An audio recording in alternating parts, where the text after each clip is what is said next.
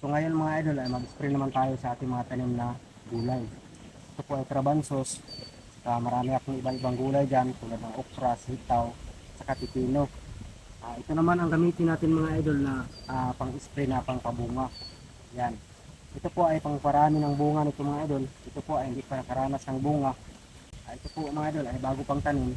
Kaya subukan natin ito sa gulay mga idol. Ito po ay marami na po nakasubok nito na mag-spray. Saka napaka-efektibo daw ito mga idol. Nasubukan natin dito sa tanim natin na gulay. Yan. Ito po mga idol ay nasubukan ko na rin ito sa limon. Pero wala pa tayong update kasi kahapon ko lang yun na sprayan. Ito naman ang gulay ating sprayan ito para magbunga sila ng marami mga idol. Tulad ng mga okra at saka sitaw. Lahat ng namumunga na mga gulay nito mga idol at saka mga palay, mais, pwede ito mga idol. Marami na mga farmer na nakagamit dito. Ayan po ito mga idol. Ayan. Tulad din ang pagtimpla nito mga idol, tulad rin sa pag ng citrus. Isang 16 liters na na tubig, isang lata ng ganito mga idol, yung sardinas. Ayan. Isang lata nito mga idol at saka 16 liters na tubig. Timpla natin ito mga idol para masubukan natin ang pag-spray.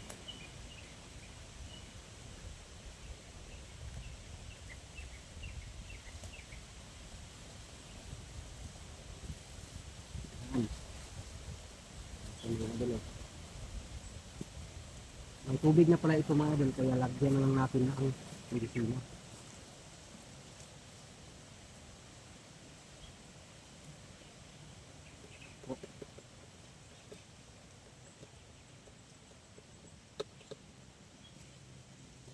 Para lang po ito sa namumunga ng mga tanim mga idol. Ito, yung booster na 76. Kung sakali man ito mga idol na maging epektibo, talagang epektibo ito. Ano? Ang sabi rito mga idol, flowering and fertilization hormones. So nagbibigay siya ng mga maraming bulaklak sa ating mga tanim. So mga idol, simulan na natin ang pag-spray.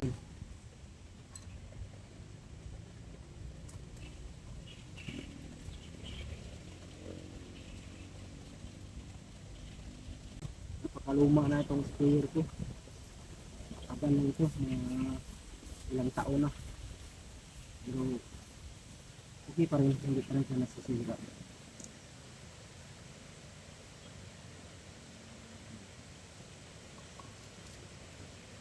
So, dapat yan na natin mga idol last week. Dapat yan lang mga idol para mahalo lang sila.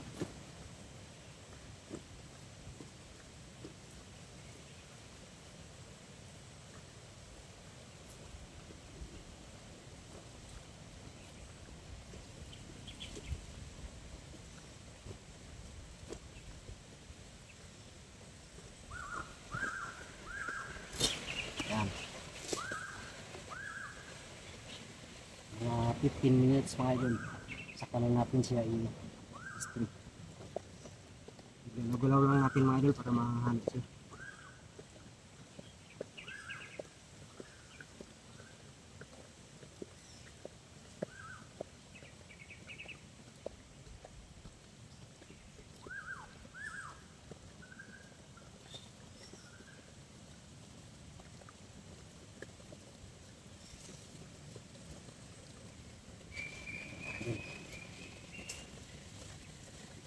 Dito na po natin mag-spray mga idol.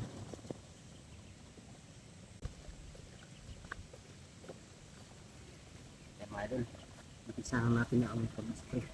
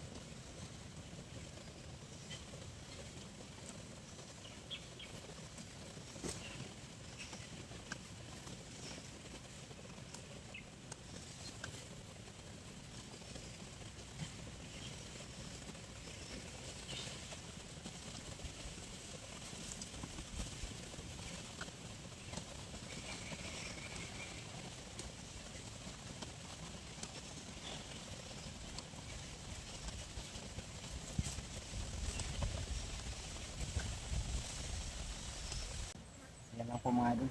Salamat po sa inyong panonood.